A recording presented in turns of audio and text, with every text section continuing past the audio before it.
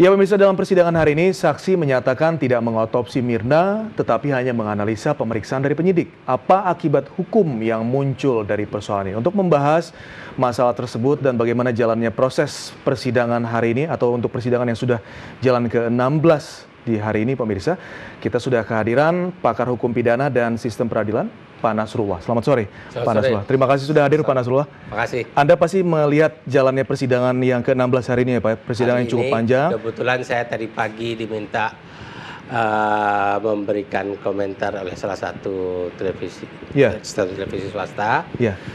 Setelah itu, karena saya melihat yang akan memberikan keterangan ahli ini adalah seorang profesor ahli forensik. Ya. Akan sangat keliru kalau para sarjana hukum tidak mendengarkan itu. Akhirnya saya batalkan kegiatan lain, saya simak benar. Ini bisa jadi studi kasus ya Pak ya? Bukan hanya studi kasus, kalau saya mengatakan rakyat Indonesia belajar.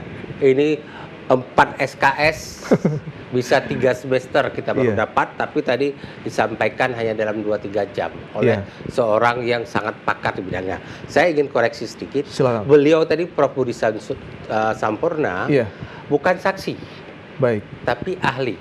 Dalam kapasitas memberi keterangan ahli, dia melakukan penilaian terhadap proses autopsi atau pemeriksaan racun yang ada di dalam tubuh korban yang dilakukan oleh para pakar lain. Dia melakukan analisis tepat nggak yang mereka lakukan itu. Dari kacamata Pak Nasrullah, yang dilakukan dari awal itu, otopsi yang sudah dilakukan dokter, kemudian dari penyidik juga meminta izin dari keluarga, itu sudah tepat Pak, sesuai prosesnya? Kalau dari aspek legalnya, saya bisa mengatakan perizinan itu sudah dipenuhi. Nah, makanya waktu pengiriman berkas dari penyidik kepada jaksa penuntut umum dulu, kan dikirim lagi berkasnya oleh jaksa penuntut umum, diminta kepada penyidik untuk melengkapi dokumentasi penyidikan, Mindik administrasi penyidikan terhadap perolehan barang bukti, izin pengadilan dan lain-lain. Nah, sejauh ini kecuali nanti penasihat hukum bisa menemukan bahwa ada bukti-bukti yang dihadirkan ke pengadilan tidak melalui proses hukum yang benar. Tapi selama ini sampai sekarang kita belum lihat ada bantahan terhadap bukti yang dihadirkan itu. Nah, satu. Yang kemudian dari aspek keterangan ahli tadi, tentu pengetahuan keahlian itu tidak mungkin dinilai oleh seorang sarjana hukum, tapi beliaulah yang bisa melakukan analisis. Nah, saya menyimpulkan tadi keterangan Prof. Budi Sampurna, intinya begini, dapat ada temuan sianida di dalam lambung. Jumlah sianida itu dengan kematian proses itu dinyatakan dalam istilah bahasa forensik, hukum kedokteran kehakiman, dinyatakan sesuai dengan kematian antara sianida dengan kematian Mirna, sesuai. Adalah bahasa yang lebih tegasnya digunakan konsisten. Ibaratnya begini, kalau ditanya kepada dokter forensik, apakah meninggalnya seseorang itu akibat racun sianida? Dia tidak akan pernah mau menjawab, iya akibat racun sianida. Karena penyebab kematian orang banyak sekali. Sama halnya begini, saya pegang ini, ada sidik jari saya di sini. Tanya sama ahli sidik jari, apakah ini sidik jari Nasrullah? Dia tidak akan mengatakan, ini pasti sidik jari Pak Nasrullah. Dia menggunakan istilah begini, sidik jari yang ada di sini identik dengan sidik jari Nasrullah. Menggunakan identik. Tapi bisa nggak Bapak pastikan ini pasti sidik jari Nasrullah? Dia nggak mau jawab itu. Tapi identik. Nah, begitu juga istilahnya, apakah pasti meninggalnya Mirna karena racun itu?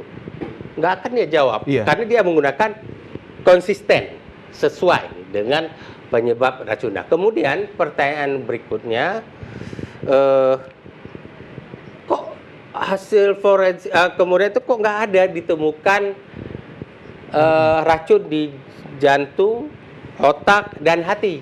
Nah, Iya. tadi beliau mengatakan sianida itu gampang menguap. Baik. Nah, kemudian ditambah lagi setelah disuntik formalin semakin sulit menemukan data Ya, itu. tapi pernyataan Profesor Budi Sampurna itu berdasarkan keahlian dia ya Pak Nasrullah? Keahlian dia. Bukan karena dia melakukan otopsi begini, Bukan. Dia melakukan memberikan pendapat umum. secara generalnya. Nah, dia tidak melakukan otopsi. Dan dia juga mengatakan bahwa sianida saat masuk ke dalam tubuh bisa cepat larutnya, Bisa. sehingga kadarnya pun juga berkurang. Menguap istilahnya. Menguap menguap. gitu ya. Nah, menguap apalagi setelah 5 hari Mhm. semakin susah dideteksi. Nah, karena tapi yang di lambung kok masih ada. Beda karena kalau di lambung ini orang disuntik formalin dia tidak masuk ke lambung, tapi di sel-sel. Makanya di sel-sel ini udah nggak ditemukan formalin sianida karena sudah disuntik gitu. Yang menarik Pak Nasrullah adalah kita sudah sampai pada saat sianida masuk di dalam perut, begitu ya, saat sedang diproses, begitu ya Pak.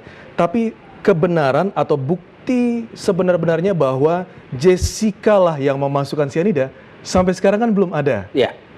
Justru kan itu yang menjadi kunci utamanya gitu, yang harus ditunjukkan oleh jaksa sebagai barang dan alat bukti, begitu ya Pak. Sepakat bahwa tadi Prof. Budi Sampurno tidak menyatakan siapa yang memasukkan. Dia hanya ingin memastikan meninggalnya korban sesuai atau konsisten dengan sianida. Itu kuncinya kalimat yang disampaikan oleh beliau. Nah, siapakah yang memasukkan sianida? Itu kan ada sebuah rangkaian yang dibangun dalam kasus ini. Iya. Nah, kita melihat juga kesaksian minggu yang lalu atau 2 minggu yang lalu kalau nggak salah, atau seminggu yang lalu ya. Ada seorang ahli yang mengatakan bahwa dia melakukan 6 rekayasa. Iya. Salah satu rekayasa yang dia itu kan melihat bahwa masuknya sianida ke dalam gelas tersebut diperkirakan antara jam sekian sampai jam sekian. Baik. Nah, kemudian dia konstruksikan lagi bahwa pada jam sekian sampai sekian, gelas kopi itu ada di tangan siapa. Iya. Nah, dia tidak mengatakan siapa yang memasukkan. Betul. Tapi hanya merekonstruksi jam sekian sampai sekian, waktu masuknya sianida itu gelas kopi ada di Jessica. Iya. Nah, persoalannya adalah apakah CCTV itu Menjadi barang atau alat bukti yang sah? dia menjadi barang bukti. Bisa, Ya, bisa. Karena begini, dia maaf ya, untuk membuktikan sebuah perkara pidana dibutuhkan bukti-bukti. Bukti ini apa saja? Ada yang disebut alat bukti, Betul. ada yang disebut barang Bukti. Iya. Nah, CCTV itu masuk kategori barang bukti, bukan Bukti. alat bukti. Iya. Kalau alat bukti itu terbatas 5 yang disebutkan dalam undang-undang. Keterangan saksi, keterangan ahli, surat petunjuk, dan keterangan terdakwa. Sedangkan barang bukti ini apa dong sifatnya? Apakah petunjuk? Bukan. Barang bukti bukan petunjuk. Baik. Dia hanya data penunjang, data pelengkap, atau data penguat untuk alat bukti. Sudah seberapa kuat barang alat bukti yang dihadirkan JPU ke persidangan menurut Pak Nasrullah? Tapi kita jawabnya nanti Pak. Baik. Setelah jeda yang satu ini. Pemirsa tetaplah bersama kami di iNews Petang.